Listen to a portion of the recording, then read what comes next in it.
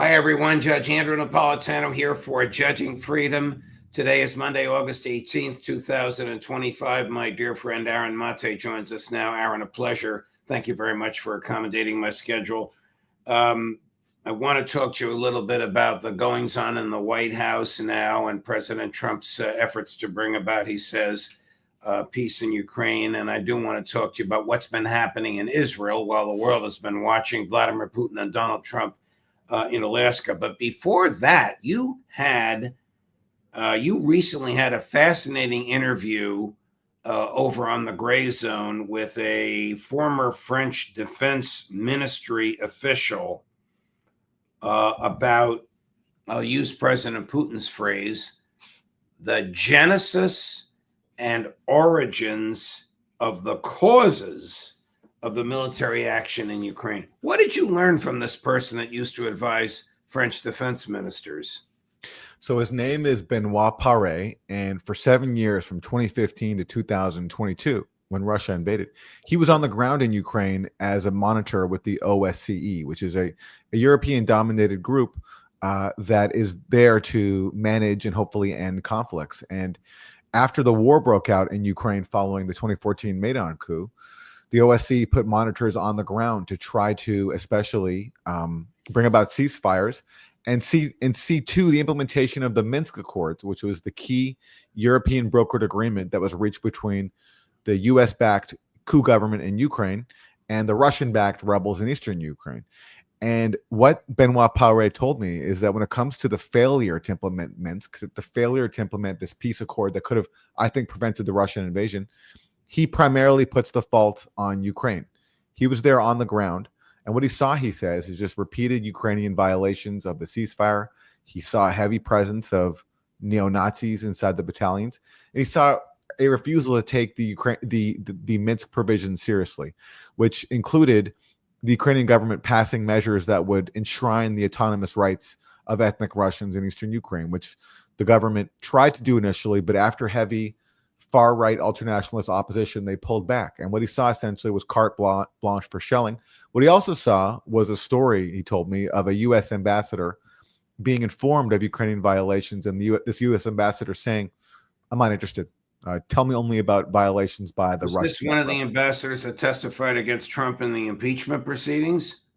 It's a great question. I didn't actually ask the name, but I can follow up. But I wouldn't be surprised, because we know during this period, while the Donbass war was going on, this is the year leading up to Russia's invasion in February 2022, that the U.S. was encouraging Ukraine not to implement the Minsk Accords. The top U.S. diplomat in Kyiv, William Taylor, he told Zelensky, after Zelensky came into office, that Minsk was a terrible idea and you shouldn't do it. So the U.S. was absolutely encouraging the Ukrainian government to ignore Minsk and keep attacking the Donbass. And the picture that Benoit Pare paints is simply that Russia was provoked. And when you couple that with refusing to take NATO expansion off the table, and you couple that with the U.S. tearing up arms control treaties with Russia, as happened under the Bush administration and then under the first Trump administration, you have a very clear picture. And what's striking is that this is coming from a Western voice. He's a French national, as you said, a former French Defense Ministry official. And there he is on the ground in Ukraine, confirming what a lot of critics of the proxy war, including many of the guests on your program, have been saying for a very long time. I wonder if, again, before we jump to Israel, because your answer is so fascinating, I wonder if Zelensky is still subject to the ultra-nationalists, the people that Pepe Escobar calls Nazis, if he's still subject to them, because they're not going to be reasonable. They're not going to recognize that the army and the Ukrainian military is on its last legs. They're driven by a blind hatred of Russia and an extraordinary nationalistic ideology. Do you agree with me? I do, and so do Ukrainian officials. There was an article in the Financial Times not too long ago saying that one of the major problems that Zelensky faces is the ultranationalist right. In fact, let me quote it for you. I have it right here. Zelensky's, quote, biggest domestic problem might come from a nationalist minority opposed to any compromise, some of whom are now armed and trained to fight. And the article quotes a Ukrainian official who says that entering in any negotiation with Russia, quote, could be a trigger for social instability. Zelensky knows this very well. And then they quote the chair of the Ukrainian parliament's Foreign Affairs Committee, Alexander Mareshko, who says this: there will always be a radical segment of Ukrainian society that will call any negotiation capitulation. The far right in Ukraine is growing. The right wing is a danger to democracy. Wow. Even Ukrainian officials acknowledge this, and this has been the problem that Zelensky's faced from the start. He has domestically a heavily armed, heavily emboldened far right minority, and plus he has his bigger backer in Washington never having his back to make peace. And this has been the quandary he's always faced. Now in Donald Trump, he might have something different. Trump appears to be switching his position. Recall that Trump was insisting for a long time now that Russia must agree to a ceasefire. After meeting with Putin on Friday, Trump dropped that and endorsed. He came up with the ceasefire thing as recently as on the flight from Washington to Anchorage in a Fox News interview that he did. I suspect the lecture he got from Putin on the genesis and causes of the Ukraine war is the first time he heard that version of history. You have more faith in Trump's attention span than I do. He has no attention span. I can tell you that personally. So I don't think he had time for a long a discussion of the origins of the war, but I do think he heard from Putin the reality of the war and the reality from Russia's perspective that they've invested a lot in this war now. Ukraine had a chance to make peace more than 3 years ago in Istanbul when they reached a deal with Russia. They walked away from that and made a very fateful choice to listen to Joe Biden and Boris Johnson. So Russia's then made an investment ever since in taking the territory of the Donbass that was subject to years of shelling by the Ukrainian government, as the former French OSCE monitor Benoit Pariah talked to me about in the interview at the Gray Zone. So now Russia's not going to give that up. And that's what I think Putin told Trump, and that and Trump can choose either to accept that Russia's position is what it is and try to work around that, or go back to the Biden position of just arming Ukraine with tens of billions of dollars in weaponry, which he never wanted to do, and which he also knows is futile at this point because Ukraine is running out of people to sacrifice. So what is Witkoff talking about? He used two phrases that one piqued my curiosity, the other put me down in the dumps. First, I thought that Trump had thrown the neocons under the bus. And then Chris found that General Kellogg was there in the Oval Office today with President Zelensky. There he is. He's next to Scott Bessent, the Secretary of the Treasury, who's next to Pete Hegseth. And even though it's a disjointed shot, it's really the same. They were just a few feet from the president. I thought Kellogg had been banished because Kellogg is the one who's preaching ceasefire. Kellogg is the one who's preaching NATO security guarantees. So this brings me to the phrases that frustrated me. One, land swaps. What are they talking about? Swaps. And the other is security guarantee. Putin is never going to accept NATO as a security guarantor, and he's not going to accept the nations of NATO, even if they don't call themselves NATO, as a security guarantor. So is Witkoff misreading Putin, or are they saying what they hope will happen? Well, that's a good question. Look, what I do know is that in Istanbul 3 years ago, according to Alexander Chali, who is a senior Ukrainian negotiator, he's the one who famously said that we managed to find a real compromise in Istanbul and Putin did everything possible to make peace. He wrote a paper a few years ago saying that Russia was receptive to Ukrainian demands for security guarantees. Now, there wasn't a lot of detail about who exactly it would be, but there was some mention that it would include Western states. It also would include groups like countries like China and crucially Russia, that Russia would be involved in this. So look, I think it's actually possible that possibly a European state could be a part of a security guarantee to Ukraine. Trump has talked about that NATO would not itself be a part of this. So I don't know what Russia would accept or not. And I don't know what they would come up with to maybe give the appearance that the U.S. is a part when really practically they are not. But according to a Ukrainian negotiator in Istanbul 3 years ago, Russia was receptive to some sort of Western involvement in a security guarantee for Ukraine. As for, it being similar to Article 5 like NATO, I agree with you. I strongly doubt that. But given that there is some predicate here, that there was talk of this 3 years ago, I wouldn't be surprised if Putin and Trump talked about this on Friday and reached some sort of understanding. So Colonel McGregor points out something that I didn't know, which is that the treaty between Russia and Austria at the end of World War II, which provides for Austria's permanent neutrality, has a security guarantee. And the security guarantors were the Soviet Union.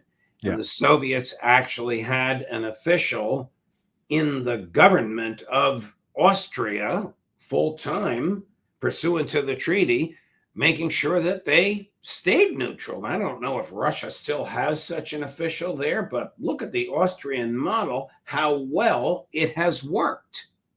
Of course, and the same thing for Finland as well, until Finland decided to blow it up and join NATO.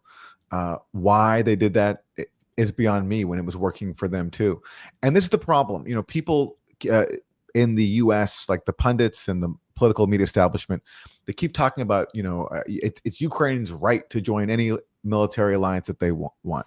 Well, we'd never grant Canada or Mexico the same right. If Canada or Mexico even thought about joining a Russian-led military alliance, they'd be blown off the face of the earth.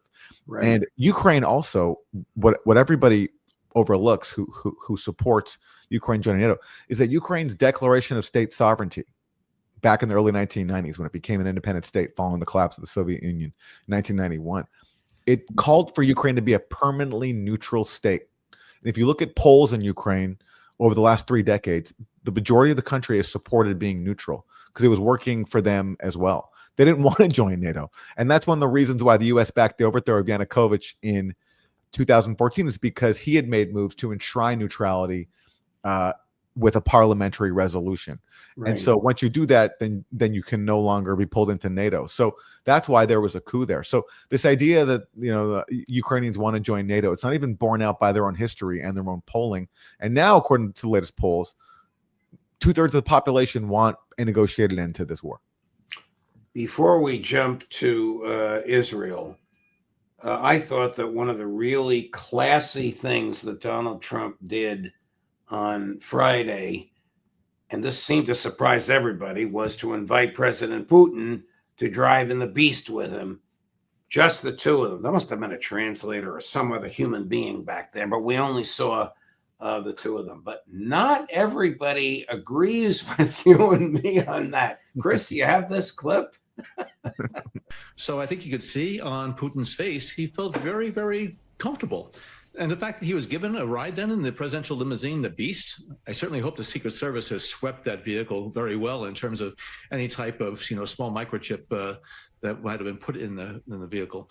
But then in the press conference, Putin looked chipper. He looked upbeat. Agree that he looked chipper and upbeat. I can't imagine that while he's sitting there in the presence of the president and whoever else was back there, and if you've ever seen it, it's huge. You could almost play billiards back there. I'm exaggerating a little. That he would plant some sort of a microchip. The fact that this idea comes from the former head of the CIA, John Brennan, tells us so much about the intelligence of our so-called intelligence community. And it also helps explain why there's been such a mess in Ukraine. When the coup happened in 2014 in Ukraine, which kicked off this whole mess, who was the head of the CIA? It was John Brennan. And who did the new Ukrainian military intelligence chief immediately call upon taking up their position after the coup? They called the CIA. And we know from the New York Times, that article that came out earlier this year, that the CIA then basically took over Ukraine's intelligence service and built 10 new bases inside of Ukraine. We also know that in 2016, when John Brennan was pushing the Russiagate hoax to frame Trump as a Russian agent and to accuse Russia falsely of launching a massive interference campaign to put him in office, Brennan used Ukrainian intelligence to make his allegations. And so the fact that Brennan can now go on MSNBC and speculate that Putin dropped a microchip in Trump's vehicle, and that for that to be taken seriously, it speaks to why we're in the mess we're in. By the way, there was a major revelation in Russiagate last week. I'll just mention it briefly because it's very important. The heart of Russiagate was the allegation that Russia hacked Democratic Party emails and gave them to WikiLeaks. 7 years ago, when Trump and Putin had their first summit in Helsinki, right before the summit, Robert Mueller dropped his indictment of alleged Russian intelligence officers for allegedly hacking and leaking the emails. And this was a huge thing, and already the Russiagate thing was casting a shadow over Trump. But now, with that indictment, it just basically defined the entire weekend. And when Trump stood next to Putin and said actually he believed Putin's denial of interfering in the election, there was a meltdown. John Brennan called him a traitor. John Brennan said that Trump was nothing short of treasonous, okay? So fast forward 7 years later, and what did we get last week? More evidence that this allegation that Russia hacked and leaked these emails was a complete U.S. intelligence fabrication. Because what did we get last week? Tulsi Gabbard declassified an email exchange between Mike Rogers, the then head of the National Security Agency. In December 2016, he wrote to John Brennan, James Clapper, and Jim Comey, just as they were putting the final touches on this intelligence report that was going to accuse Russia of a massive influence plot right before Trump took office in January 2017. And Mike Rogers said, hey, guys, my guys at the NSA, we're being shut out of the intelligence process. You're not letting us review the underlying intelligence that you're using to blame Russia for hacking and leaking the DNC. And if you're going to keep doing this, we can't put our name on this report. And what does James Clapper say in response? He says, sorry, we can only give you so much and we can't compromise on time. We have to compromise our normal modalities. And then he said, we all have to be in the same page, in the spirit of it's our story and we're sticking to it. No, Clapper actually wrote that. So Clapper was acknowledging that he was involved in a fraud. Story. And they every one of your answers provokes another question in my mind. But I got to jump to Israel. But I have to ask you this: Trump should be wary of the intelligence community if he cuts a deal which throws the neocons under the bus to end the war in Ukraine, that throws the neocons under the bus. The CIA is so invested with MI6 in this war. Do you think they're going to go home with their tails between their legs? I agree with you, especially given the fact that in the first term, they went to the lengths of framing the president of the U.S. as a Russian agent. Right. So if they're willing to do that, then they have more tricks up their sleeve. So I think that is definitely worth keeping in mind. Why has the United States State Department stopped granting visas to Gazan children who have need for emergency medical services in the United States? Pure evil, pure sadism that I just can't even put to words. It's just so cruel. So we keep this genocide going. We give Israel the bombs that kill people by the tens of thousands, that maim children. Gaza has the largest cohort of child amputees in the world. And now Trump's State Department, led by Marco Rubio, just announced they're not going to allow in young Palestinian children who are maimed and seriously wounded from coming to the U.S. for medical treatment. And what prompted this far-right online activist, Laura Loomer, who has an ear at the White House, right to Donald Trump, complained about seeing videos of children from Gaza coming here to get medical treatment. And lo and behold, Marco Rubio immediately sprung into action and banned these kids from coming in and said, we're reviewing the program. And Marco Rubio was all over the Sunday morning news shows yesterday. He was on ABC News. He was on NBC. He was on CBS. He was on Fox. Only CBS asked him about this policy of banning medical visas for Palestinian children. And it was only one answer. And Marco Rubio said, well, it's not just the kids who are coming here. It's also adults. And we're concerned that the adults and the groups that are bringing them over might have ties to Hamas. So yes, children with their limbs blown off aren't coming here by themselves. An adult has to escort them, as if that's somehow a threat to the U.S. It's unbelievable. And then that was it. And then afterwards, a Democrat on CBS's Face the Nation, a Democrat, Jason Crow, he was asked about this, and his answer was just basically, well, we haven't seen any evidence for this, but if this is true that these people have ties to Hamas, then yes, this is a real threat. So even the Democrats so far aren't making an issue out of this. This unbelievable sadism really is just, it takes the words out of your mouth, because how do you define this cruelty? It's unspeakable. Is Israel now an international pariah?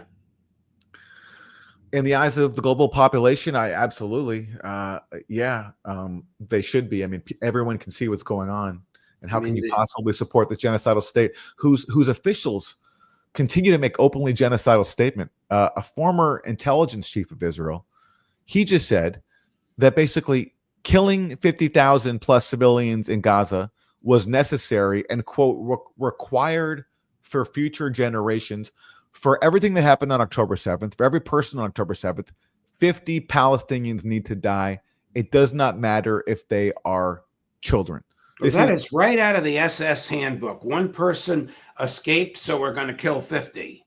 100%. It's an openly genocidal, Nazi-like statement, and that's the Israeli government. So people around the world, to the extent that their media covers this, because of course here in the U.S. we still have a media that really covers up for Israel, but people are aware. But unfortunately, the Trump administration is taking over the Biden policy of giving Israel the full green light for mass murder. I wonder if you know this author, Chris, cut number 17. There's growing numbers of reserves who simply are refusing to show up within Israel. I'm not talking about the 18-year-olds who simply refuse to serve because they're utterly opposed to the occupation and the genocide. They are people I deeply admire. Sadly, there's too few of those. I'm talking about the hundreds and hundreds of reservists who have fought in Gaza and I suspect have committed numerous war crimes. They're refusing to show up because they see the complete futility of what Netanyahu and his cronies are trying to do in Gaza. The idea of fully occupying Gaza indefinitely, which frankly has always been the Israeli plan, is guaranteed to be akin to Vietnam, where you have overwhelming Israeli military force, but you have an insurgency.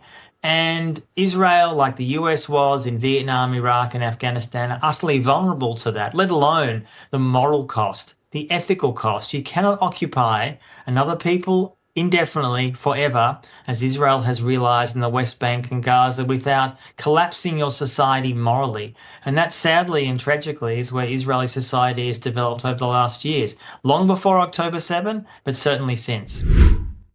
Does Anthony Lowenstein or know of him? I do. He's a wonderful guy. He does great work.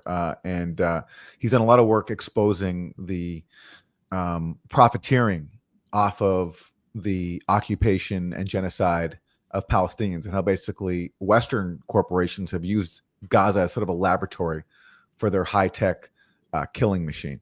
So, he does wonderful work. Particularly, who are those creeps? Palantir. Palantir, right. Yeah. Right. But, someone might listen to Anthony's analysis there and say, how will Israel possibly face a Vietnam-style guerrilla war in Gaza after they've spent nearly 2 years destroying the place? And, that's a question I would have asked too, because I didn't expect Hamas to hold out at all, just given the overwhelming military dominance that Israel has and given that people of Gaza are in a concentration camp. But then you think about the fact that Israel for the last 2 years has not been doing that much fighting. There's been some battles occasionally, and about one Israeli soldier, I think on average, dies per day, maybe less. But overall, there haven't been that many battles. It's just been Israel following its standard military practice of just massacring civilians from afar. That's what Israel prefers to do, and that's why a lot of these soldiers in Israel don't want to show up and fight, because they actually aren't used to fighting. They're used to just killing people from afar. And so, actually, Anthony might be right that if Israel tries to invade Gaza, there will still be a large insurgency, especially given that Israel has helped Hamas recruit so many more people to fight, because that's what happens when you commit mass murder against a imprisoned, defenseless civilian population. You will increase support for the resistance and increase people's determination to inflict damage on the aggressor. So it is actually quite possible that if Israel does a full ground invasion, as they're mulling right now, that they will face a insurgency that has not been defeated. Aaron, thank you very much. Thanks for your time. Much appreciated. Thank you for letting me take you across the board from Russiagate to Ukraine to Gaza. I love being able to pick your brain, and I love when your answers provoke more questions. Thanks for having me, Judge. Good to see you. All right. All the best, my friend. Thank you. Coming up tomorrow at Tuesday at 8 in the morning, Ambassador Chaz Freeman. At 11 in the morning, our new dear friend, Colonel Bill Astor. At 2 in the afternoon, Scott Horton, who wrote the definitive book on the origins and genesis of Ukraine called Provoked. And at 3 o'clock, Colonel Sunshine herself, Karen Kwiatkowski. Judge Napolitano for Judging Freedom.